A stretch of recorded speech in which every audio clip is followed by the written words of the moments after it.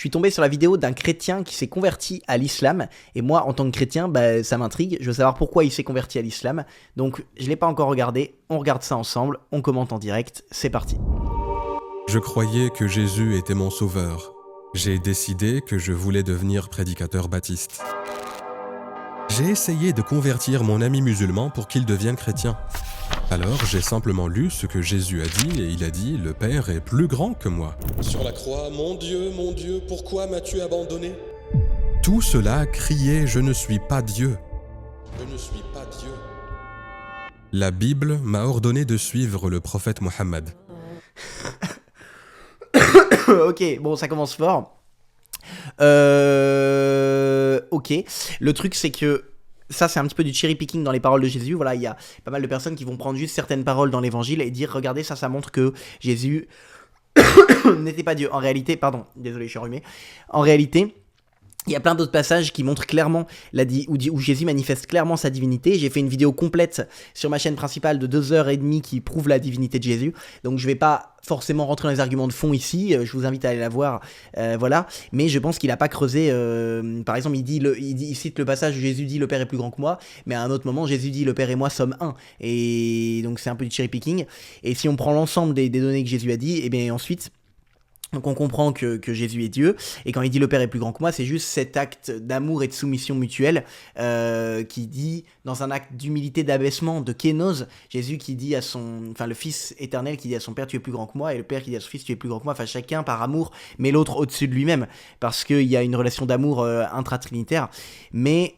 Pardon, Mais voilà, bon, on va voir s'il y a des éléments un peu plus solides. C'est vrai que ce genre de conversion, ça peut surprendre parce qu'on voit beaucoup de conversions d'anciens musulmans qui deviennent chrétiens, et donc c'est quand même intéressant de se pencher sur ces conversions dans l'autre sens, mais il y a souvent des explications, on va voir ça. Et je rentre chez moi, je dis « Je veux te dire quelque chose, je vais devenir musulman ». Et son visage « Salut !» Ah, quoi ?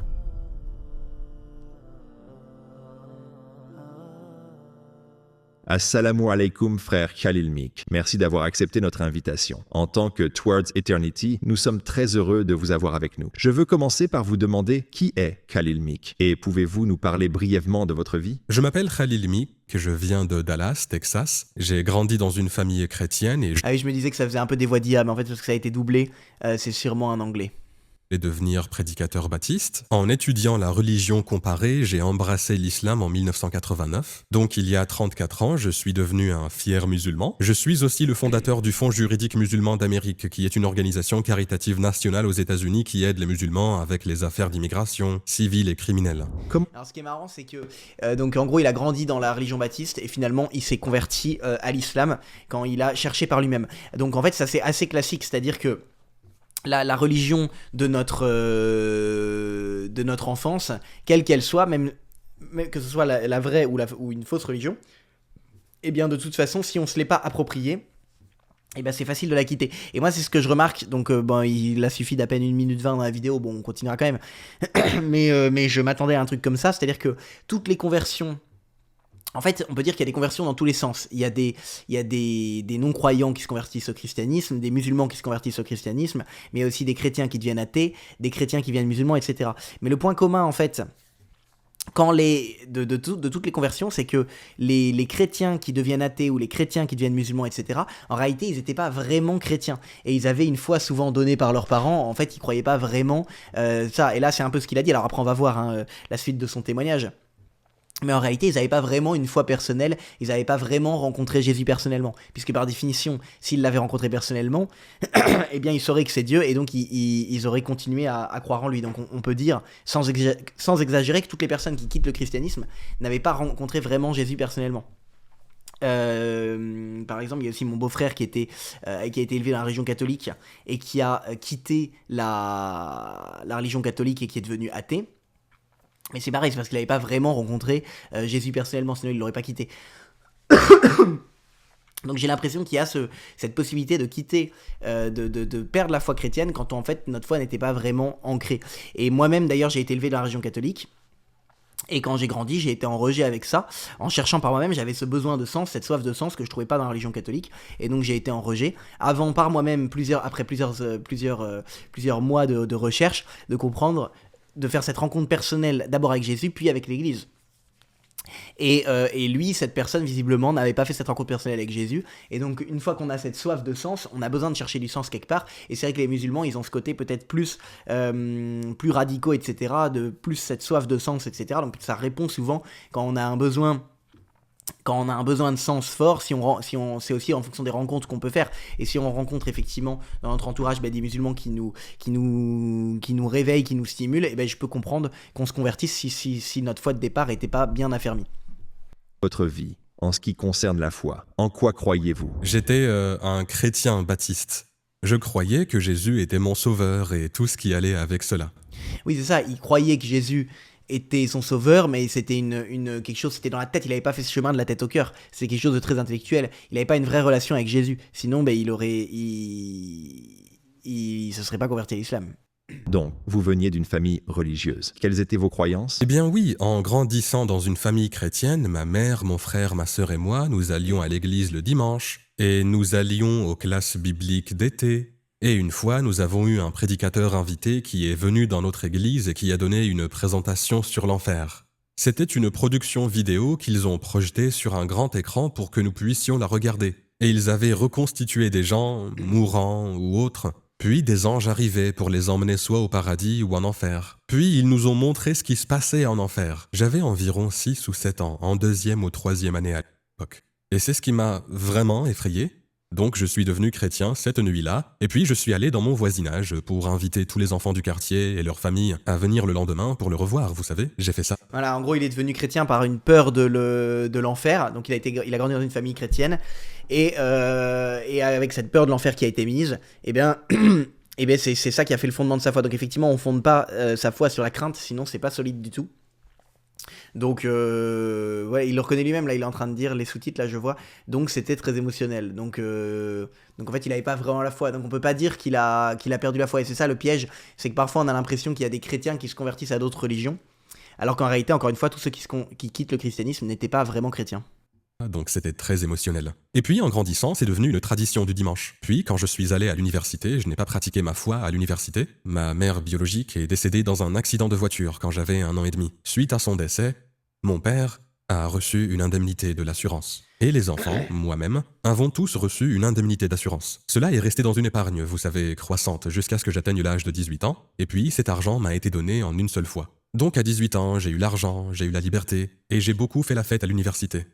J'ai apprécié mon temps là-bas, mais quand ma dernière année est arrivée, l'année où j'allais obtenir mon diplôme, j'ai commencé à sentir que tout ce que je faisais était totalement déplacé, et que j'avais été mieux élevé que ça. Alors j'ai décidé que, vous savez, c'était comme une épiphanie, que je devais revenir à mon héritage religieux. En même temps, j'ai décidé que je voulais devenir prédicateur baptiste, donc j'ai terminé mon diplôme et j'ai planifié en conséquence. Alors, comment a commencé votre voyage vers l'islam? Pouvez-vous nous emmener à cette époque?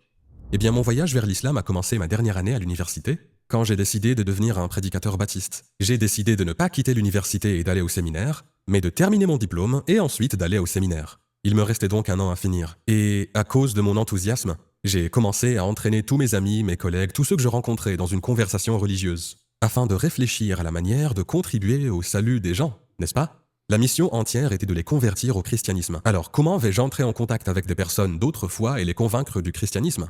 Donc, comme divertissement, c'est ce que j'ai fait. Ma dernière année, c'était juste demander aux gens que croyez-vous et pourquoi. Et j'écoutais. Puis, je me suis lié d'amitié avec un musulman. Je m'étais lié d'amitié avec lui plus tôt, mais je n'avais jamais parlé de religion. Alors maintenant, je lui demande en quoi crois-tu et il dit je suis musulman. Et dans les années 80, quand j'étais à l'université, je ne savais même pas ce que ça voulait dire vraiment. Qu'est-ce que c'est? C'est une secte? C'est une religion? C'est ce que je pensais. Il a dit je suis musulman et il a commencé à me dire quelles étaient ses croyances. Et après quelques minutes, j'écoutais toujours, mais je pensais dans ma tête tu ressembles à un chrétien confus. Je ne sais pas ce que c'est l'islam ou le musulman, mais tu es très proche. Tu l'as presque, tu sais. Tu es tout près, tu sais. Alors je pense, je vais sauver quelqu'un avant d'aller au séminaire, n'est-ce pas? J'ai essayé de convertir mon ami musulman à devenir chrétien, et il aimait simplement parler de religion. Non, il ne pouvait pas s'en lasser. Mais il n'a jamais débattu, il n'a jamais comparé. J'essaie de lui parler de Jésus et de ceci et cela, et il pense juste à quel point je suis bon et combien il est merveilleux d'avoir cette conversation. Mais quand on se séparait, la fois suivante où je le voyais, il me donnait une brochure, un prospectus, comme des dialogues comparatifs sur les religions, sur le sujet dont nous avions discuté. Et j'ai fini par recevoir de nombreuses brochures. Une des brochures que j'ai reçues était La Bible est-elle la parole de Dieu? Et c'était Ahmed Didat qui soulignait l'historicité de la Bible. Et le fameux Ahmed Didat, qui était un grand prédicateur musulman. Le problème, c'est qu'effectivement, quand on est mal formé, visiblement, donc il connaissait pas grand-chose, puisqu'il savait même pas ce qu'était l'islam, tout ça. Et c'est sûr que ça peut paraître séduisant, parce que dans l'islam, il y a une simplicité, tout est beaucoup plus simple. Voilà, Dieu est un, et c'est tout. Alors que dans le christianisme, Dieu est un et trois.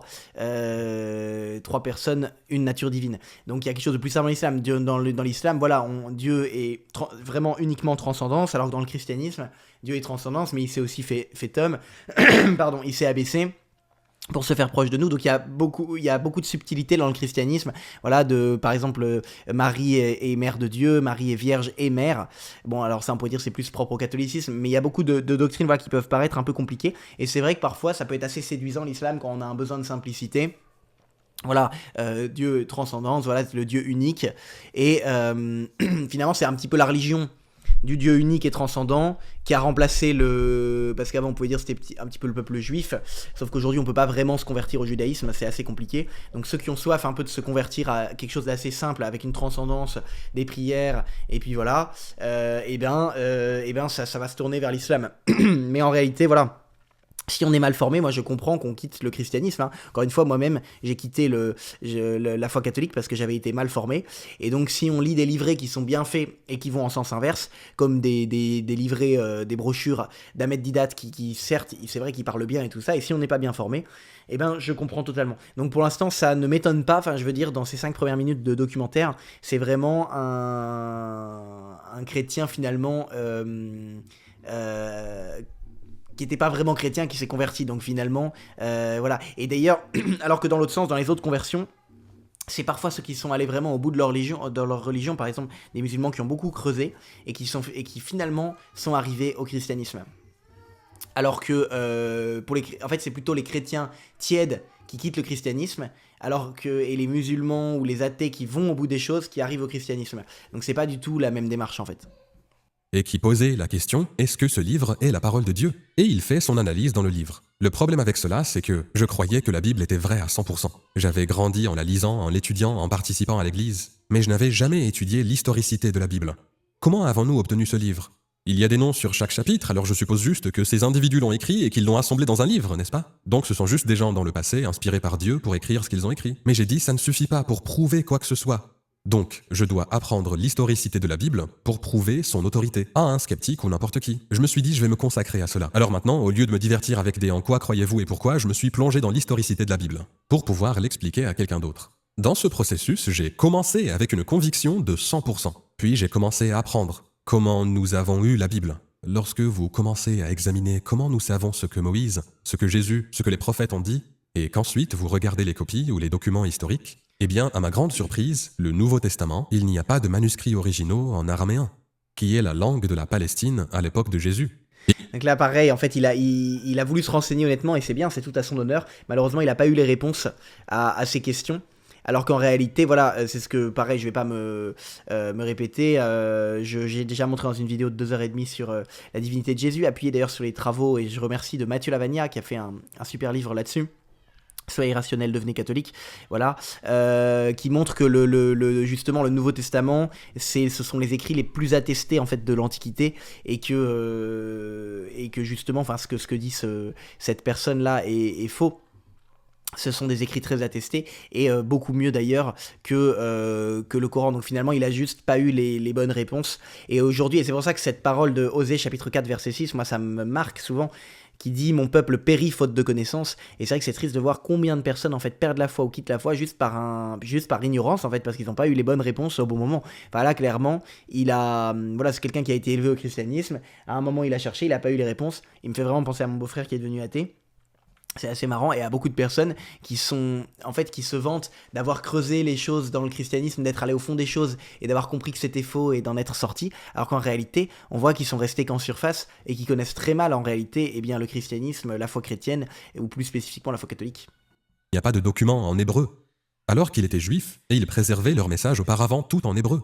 Donc nous n'avons rien en hébreu, rien en araméen. Les seuls documents que nous avons sont en grec et plus tard en latin. Et nous avons eu 10 000 copies de chacun de ces livres. Matthieu, Marc, Luc et Jean. Pourtant, aucune de ces copies n'est identique. C'est quelque chose... Ça, par exemple, c'est faux aussi. Enfin, le degré de... Justement, on a retrouvé des documents très tardifs qui montrent qu'il y avait très peu de différence, en fait, entre les documents retrouvés bien plus tard, par exemple à Qumran, au XXe siècle, et les premières copies, ce qui montre qu'il y a eu très peu de changements, justement, malgré le nombre de copies, c'est resté extrêmement fidèle.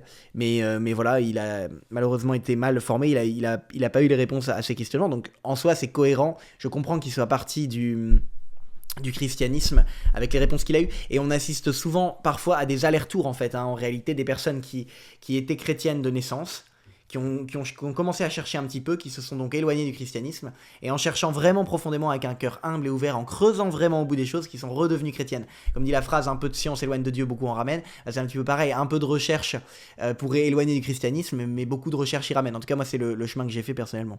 Ce que vous pouvez croire et expliquer, mais ce n'était pas une preuve très forte, à mon avis, certains peuvent. Cependant, vous apprenez quand vous continuez à étudier cela qu'il y avait d'autres livres tout aussi vieux, tout aussi apparemment authentiques, qui n'ont pas été inclus dans la Bible. En fait, il y a la Bible catholique et la Bible protestante, qui sont différentes. En d'autres termes, 2000 ans de croyances chrétiennes. Et il y a des auteurs dans la Bible qui sont encore inconnus. Et tandis que j'apprends l'historicité de la Bible, pour pouvoir convaincre les autres de son autorité, je commence à avoir des inquiétudes. J'apprends ce que je ne savais pas. Et passant de la certitude, je suis devenu plus sceptique au fur et à mesure que j'apprenais. Ce processus a continué jusqu'à ce que j'arrive à un point où j'étais contrarié que cela ne s'améliore pas. Et plus je progressais, plus ça empirait. Dans un esprit de revanche, je demande à mon ami musulman. Je lui demande, parle-moi du Coran. Quelle est son historicité? Alors il apporte un livre qui contient la sira du prophète. C'était juste le contexte historique du Coran. Très simple. Towards Eternity a besoin de votre soutien. Nous sommes une organisation à but non lucratif. Ils font leur petite pub, hop. Bon, en gros, le gars, il dit que... Et puis, je le prends. En gros, le gars, il dit qu'effectivement, oui, le Coran a quelque chose de beaucoup plus simple, puisque ça a été écrit directement, voilà, selon les musulmans, par un seul auteur. Donc, il y a quelque chose de plus simple que la Bible, qui est une collection. Mais en fait, s'il avait compris que le christianisme n'est pas une religion du livre, mais avant tout une relation personnelle avec Jésus... Et ben, enfin voilà, il était clairement très très mal formé en fait dans sa foi chrétienne. Donc c'est sûr qu'une foi aussi bancale, c'est facile de la faire chavirer. Donc le titre de cette vidéo, c'est un prédicateur chrétien se convertit à l'islam, comme si justement c'était quelqu'un de très formé qui était prédicateur chrétien. En fait, moi je mettrais plutôt un chrétien tiède et très mal formé se convertit à l'islam, ce qui est pas ce qui est logique. Enfin, je veux dire avec les connaissances qu'il avait. Et j'étudie ce que les sources islamiques disent du Coran. Et il m'a été très rapide de conclure que c'est une historicité totalement différente. Le Coran est en arabe. C'est dans la langue du prophète.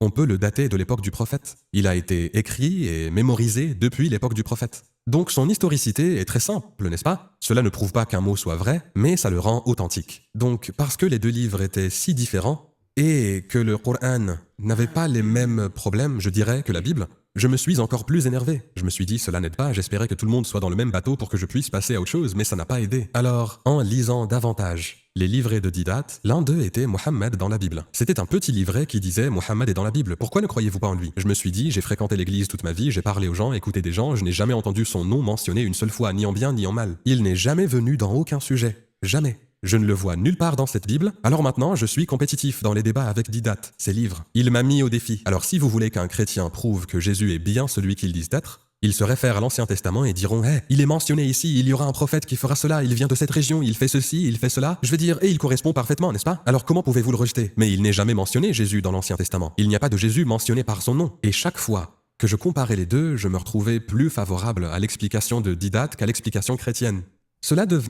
Oui, donc là encore c'est normal puisqu'il compare d'un côté l'explication de Didat, qui est effectivement un très grand prédicateur musulman, à ce qu'il appelle l'explication chrétienne, et en réalité il prend un homme de paille dans l'explication chrétienne, c'est-à-dire une explication chrétienne mal formée, pas très cohérente. Donc c'est sûr que l'explication de Didat doit être plus convaincante, j'en ai aucun doute. Par contre maintenant, si on compare l'explication d'Ahmed Didat par exemple aux meilleures explications chrétiennes telles qu'évoquées par exemple dans ma vidéo là de 2h30 sur Jésus, bah là ce sera autre chose. À mon avis, de plus en plus concluant que la Bible de la Genèse à l'Apocalypse, parle de ce prophète. Elle mentionne un prophète qui viendra de là où il est venu, ce qu'il a fait, comment. Tout ce qui est pertinent et la vie du prophète est... Alors sauf que donc on peut pas appliquer les prophéties qui contiennent l'Ancien Testament à la venue de Mohammed, tout simplement parce que les prophéties, par exemple, j'avais fait une vidéo pour la chaîne 1000 raisons de croire dessus, sur 41 prophéties qui annoncent Jésus dans l'Ancien Testament. En fait, elles sont très précises. Elles disent par exemple que le Messie naîtra à Bethléem, qu'il souffrira, sera raillé, etc. Donc ça colle parfaitement avec la vie de Jésus, mais ça colle pas du tout, par exemple, avec la vie du prophète de l'islam. Fait est dans la Bible. Donc j'ai trouvé cela très, d'une part, troublant, mais d'autre part, peut-être que c'était moi le musulman confus. J'ai maintenant probablement 50 à 100 versets dans la Bible qui sont tout simplement très clairs. Cela doit être le prophète Mohammed. HMD en hébreu, ce qui est semblable à l'arabe, ce serait Ahmed. Le Ahmed de toutes les nations viendra. Et il fera, vous savez, sa maison sera plus grande que l'ancienne, ce qui signifie le passage de Jérusalem à la Mecque. Cela dit, dans Deutéronome 33, 1 à 3, ça dit « Dieu est venu du Sinaï, il s'est levé sur eux de Séhir, ce qui est la Palestine, et a resplendi de la montagne de Paran. » Alors si Dieu est venu du Sinaï, c'est une référence directe à Moïse. S'il est apparu de Séhir, le ministère de Jésus a duré 3 ans en Palestine. Il est très clair à qui cela fait référence. Et donc, qui a brillé depuis le mont Paran? Et il est venu avec 10 000 saints, avec une loi ardente dans sa main. Qui cela pourrait être? Eh bien, où est Paran? D'accord? Et les gens en débattent tout le temps, mais c'est clairement indiqué dans la Bible. Il est dit que, lorsque Abraham prit Agar et son fils Ismaël, et les laissa dans le désert de Paran, et qu'il devint un archer, puis... Alors, où est Paran? La Mecque. D'où vient le prophète? Paran est-il venu avec 10 000... Oui, alors c'est vrai que les musulmans se revendiquent parfois justement d'Ismaël, et justement dans l'Ancien Testament, eh bien, il est bien dit que la descendance, le peuple choisi, viendra non pas d'Ismaël mais d'Isaac. Donc c'est plutôt clair dans l'autre sens. Mais bon, de toute façon, à ce petit jeu de versets et tout ça, on peut faire dire tout et n'importe quoi. Pour l'instant, il n'y a rien de très convaincant. Alors que si on prend vraiment les meilleurs arguments, par contre, en faveur du christianisme, là, il n'y a pas photo. Et moi, je dirais que c'est de toute façon surtout, avant tout, une rencontre. Encore une fois, il n'a pas fait cette rencontre, donc bon. Et puis, il ne parle pas du tout des miracles. Il y a aussi une méconnaissance de toutes les personnes qui quittent le christianisme, qui ne connaissent pas les nombreux miracles chrétiens en faveur du christianisme, à commencer par le fait que la résurrection de Jésus de Nazareth semble être l'événement le plus probable pour expliquer le tombeau vide, le tombeau qui a été retrouvé vide, qui est un fait historique pour le coup. Est-il venu avec 10 000 saints et une loi ardente? Oui. Le Coran dit qu'il connaissait Mohammed mieux qu'eux, ou qu'il reconnaîtrait Mohammed plus facilement que leur propre fils. C'est parce que les révélations qui ont été révélées étaient si claires, si concises, si parfaites, qu'il aurait fallu les ignorer pour les rejeter. Alors donc là, c'est vrai que ça rejoint un peu ce que je disais, il y a ce besoin de clarté, de simplicité, et c'est vrai qu'il y a quelque chose de plus tranché, de plus facile dans l'islam, qui donc, je le comprends, peut attirer, tandis qu'il y a peut-être plus de subtilité, plus de messages cachés dans le christianisme, hein, par exemple l'évangile de Jean, il y a beaucoup ou même les évangiles, tout simplement les 4 évangiles, Jésus parle souvent en parabole, il dit bien qu'il parle pour que ce soit caché, etc. Donc il y a quelque chose de beaucoup plus caché dans le christianisme. D'ailleurs, Jésus lui-même dit que cette foi en lui, c'est un petit peu comme une perle qui est cachée dans un champ. Isaïe aussi disait tu es vraiment un Dieu caché, donc il faut vraiment le chercher, le vouloir pour le trouver. Et donc effectivement, si on en reste à la tête et qu'on fait pas ce chemin de la tête au cœur, on va pas trouver Jésus. Et donc ça se voit, à aucun moment il parle par exemple de relations personnelles avec Jésus, il parle que de la Bible d'un point de vue de recherche intellectuelle. Donc il est vraiment resté dans les idées, ce monsieur, il est resté dans la tête, et c'est dommage, et du coup il peut pas faire cette rencontre personnelle avec Jésus. Mais s'il le veut, eh bien il pourra la faire. Et du coup, il se convertira. Enfin, une fois qu'on fait cette rencontre, en fait, on n'a plus aucun doute. Devenait une question de... Eh bien, encore, Jésus est tellement profondément présent dans le christianisme, il est la religion. Je veux dire, la religion tourne autour de lui et elle est dirigée à travers lui. Donc, en tant que chrétien, tu te dis, comment pourrais-je abandonner Jésus et faire quoi que ce soit d'autre? Cela n'a juste pas de sens, tu ne peux pas faire ça. Alors j'ai appris, dans un autre livre que Didat a écrit, Jésus, un prophète de l'islam. Je me suis dit, non, ce n'est pas vrai, il est chrétien. Mais ensuite, quand tu comprends le point de vue des musulmans, nous sommes d'accord sur tout ce qu'il a fait, pas vrai, c'est sa vie, ses miracles, sa naissance, tout est correct. Mais nous ne pensons pas qu'il soit Dieu. Alors est-il Dieu ou n'est-il pas Dieu? Lorsqu'il est arrivé à cette question, d'accord, maintenant c'est très clair. Ces 2 religions sont presque identiques, excepté pour le salut. Comment atteindre le paradis? Est-ce en croyant que Jésus est Dieu et qu'il est mort pour tes péchés, qu'il a payé le prix et tu vas au paradis? Ou est-ce comme chez les musulmans, croire en un seul Dieu et que le tawhid est ton salut? Alors j'ai juste lu ce que Jésus a dit. Dans la Bible, il est écrit « Le Père est plus grand que moi ». Moi, Jésus, de ma propre volonté, je ne fais rien. Pourquoi m'appelles-tu bon? Il n'y a de bon que le Père. Donc, je lis Jésus qui semble le nier encore et encore et encore. Pourquoi ferait-il? Donc là, il a cité juste les 2 passages qui peuvent le plus légèrement poser problème. À côté de ça, on a plus d'une vingtaine de versets qui montrent clairement la divinité de Jésus. Je les ai tous mis, encore une fois, je rentre pas dans le détail, ils sont tous dans ma vidéo de 2h30 sur la divinité de Jésus. Donc c'est quand même assez clair.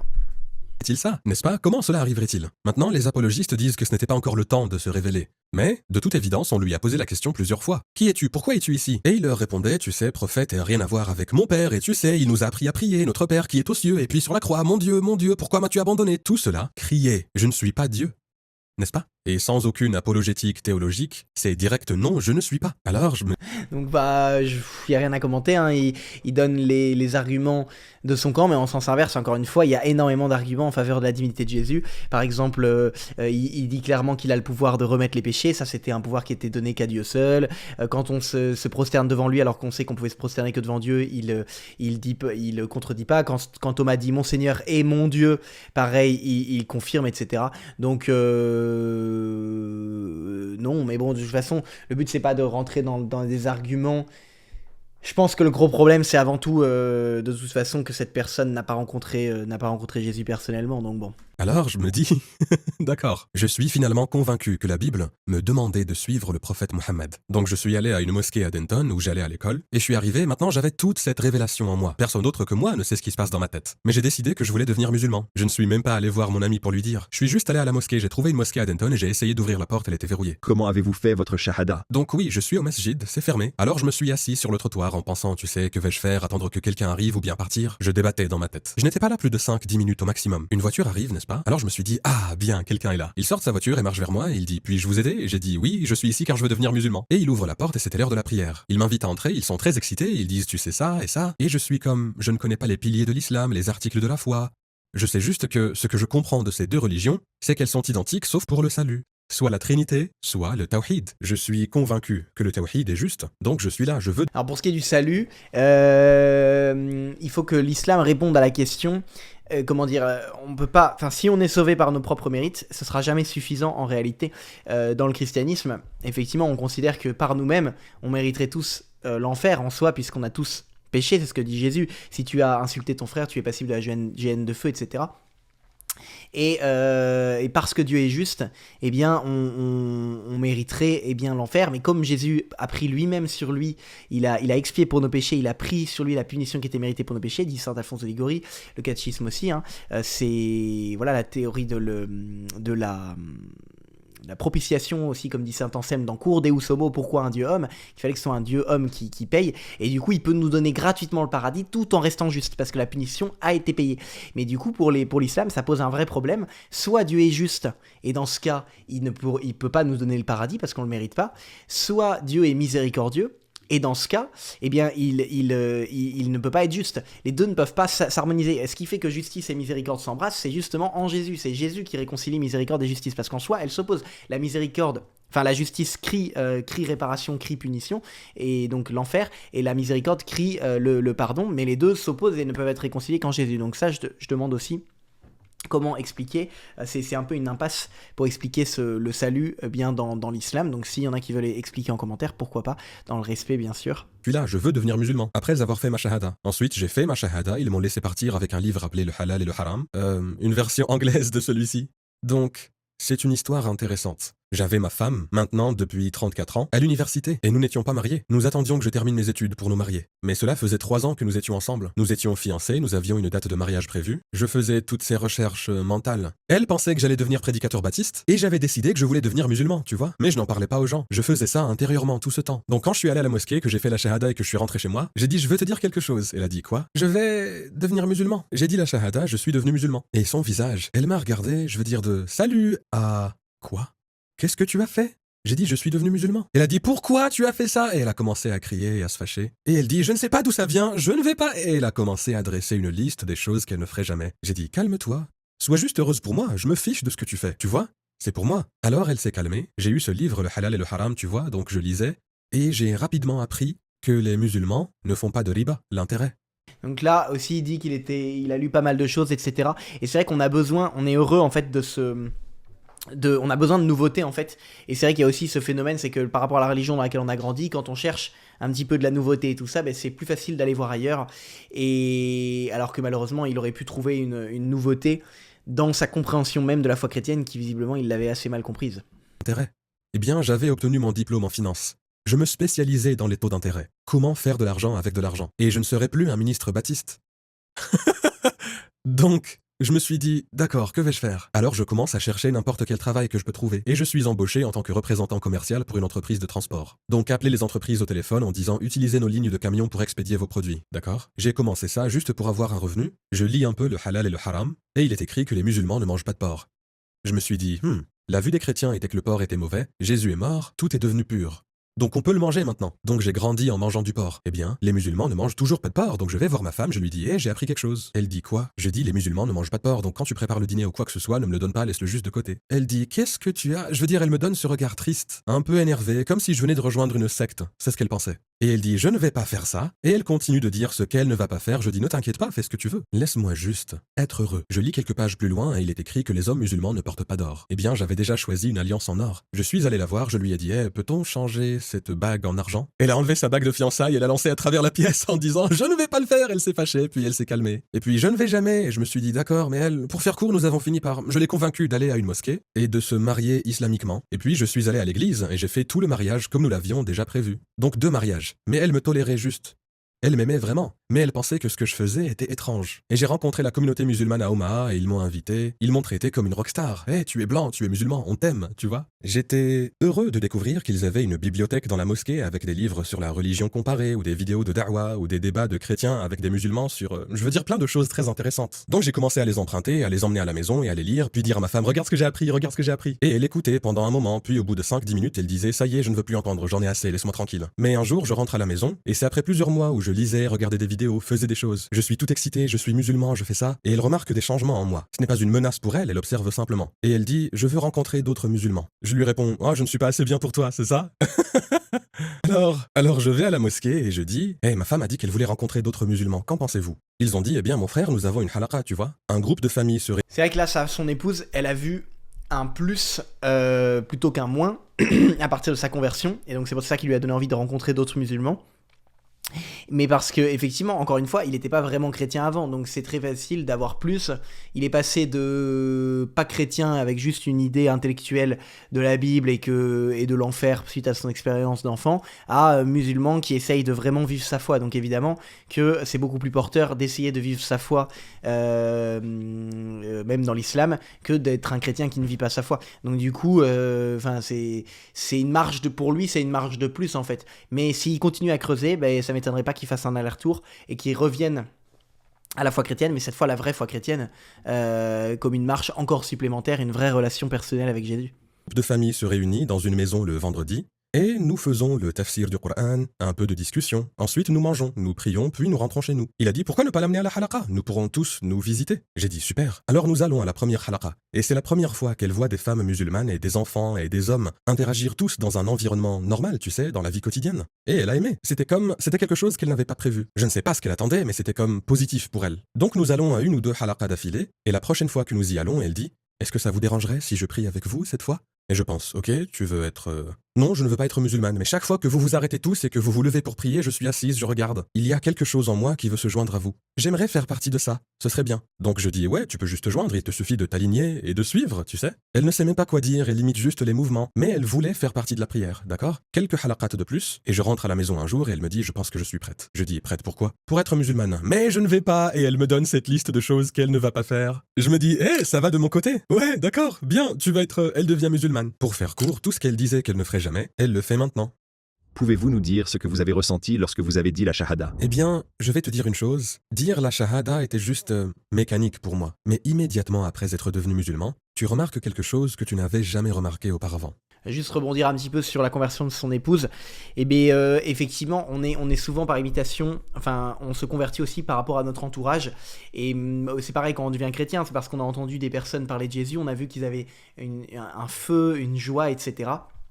Et donc c'est normal, on a besoin de... Enfin, si on est plongé dans un environnement, on finit souvent par se convertir à cet environnement. Et donc c'est normal, si elle côtoyait beaucoup de musulmans qui étaient heureux, qui vivaient leur foi, eh bien qu'elle ait eu envie de se convertir. Mais en fait, c'est vraiment un plus en fait. Dans leur histoire, là, je vois vraiment ça comme un plus qu'un moins, puisqu'en fait, ils n'étaient pas vraiment chrétiens, quoi. Ils avaient juste de tradition, ça veut rien dire. En fait, c'est presque comme être agnostique ou athée. Ils sont pas passés de. C'est complètement faux ce titre, un prédicateur chrétien se convertit à l'islam. C'est plutôt un agnostique finalement ou un athée de tradition chrétienne qui découvre la religion et qui fait ce premier pas dans l'islam. Et il y a beaucoup de personnes dont les témoignages, on voit que c'est beau, qu'ils ont cherché, qu'ils ont creusé, et qui sont passés parfois par l'hindouisme, le bouddhisme, puis par l'islam, puis par une relation personnelle avec Jésus dans le protestantisme, puis qui sont arrivés au catholicisme, et puis parfois même à la divine volonté, donc qui est les révélations privées selon données à Luisa Picaretta, qui est encore un trésor dans le catholicisme lui-même. Et donc il y a un peu ces marches comme ça, et parfois quand il y a une marche en sens inverse, on a l'impression que c'est une régression, alors qu'en fait, si on n'était pas vraiment dans la marche du dessus, c'est peut-être un pas. Moi j'avais aussi un ami par exemple qui se disait catholique, mais très, très traditionnaliste, presque sédévacantiste, et qui à un moment il me disait qu'il avait perdu la foi. Et on pourrait dire c'est terrible, il est passé de chrétien à athée. En fait non, il n'avait pas vraiment la foi. Et c'était plus une marche pour lui aussi, c'était quelque chose, c'était un premier pas de passer d'une carapace énorme que dans la tête déjà à se dire à redevenir agnostique. Pour lui c'était presque une marche en fait de l'athéisme finalement à l'agnosticisme, parce que une religion qui est vécue uniquement dans la tête, comme certains, comme les sédévacantistes par exemple, c'est pas mieux que l'athéisme. Donc en fait c'est un pas, et pour lui, à écouter son histoire, on voit vraiment que l'islam lui a fait du bien et que ça a été un pas. Puisque ça lui a permis de rentrer en relation plus avec Dieu, d'apprendre la prière, etc. Mais en fait, il n'était pas du tout chrétien avant. Donc finalement, pas grand-chose à dire de plus, à part qu'il connaissait pas la foi chrétienne, qu'il n'avait pas de relation personnelle avec Jésus, il était en rien chrétien. Il a cherché du sens à sa vie, il a cherché à rentrer en relation avec Dieu, donc c'est très bien. Il a commencé par l'islam, c'est un bon premier pas. Je prie pour qu'il puisse avancer un jour et puis voir ce pas supplémentaire de refaire une relation personnelle avec Jésus, mais ce qui n'était pas son cas avant, en fait. Donc finalement, en fait, faut pas voir ça comme une perte, que comme un gain. Pour lui, c'est une première étape, c'est cette relation avec Dieu par l'islam, puisqu'il n'avait pas de relation avec Dieu du tout avant. Et donc son épouse, c'est pareil, ça l'a attiré d'avoir une relation avec Dieu alors qu'elle n'en avait pas du tout avant, mais ils étaient en rien chrétiens en réalité. Voilà. C'est une paix, une tranquillité, un confort. Allah dit qu'il met de l'amour dans notre cœur. Appelle ça comme tu veux, tu le ressens. Donc c'est exactement ça, c'est très bien. Voilà, il a cette relation, il commence à découvrir cette relation avec Dieu au sens large. Et donc c'est un plus, et c'est vraiment ça, ces conversions, voilà, ces soi-disant chrétiens qui quittent le christianisme par exemple pour devenir musulmans, mais en fait c'est des gens qui n'étaient pas du tout chrétiens, enfin ça se voit vraiment dans son témoignage. Alors qu'ensuite, les musulmans qui cherchent vraiment, qui ont envie de cette relation et qui ont envie de plus, à un moment ils font cette marche supplémentaire et ils arrivent à Jésus. Ils comprennent que Dieu nous aime tellement qu'il a voulu s'incarner, notamment en la personne de Jésus. Donc voilà.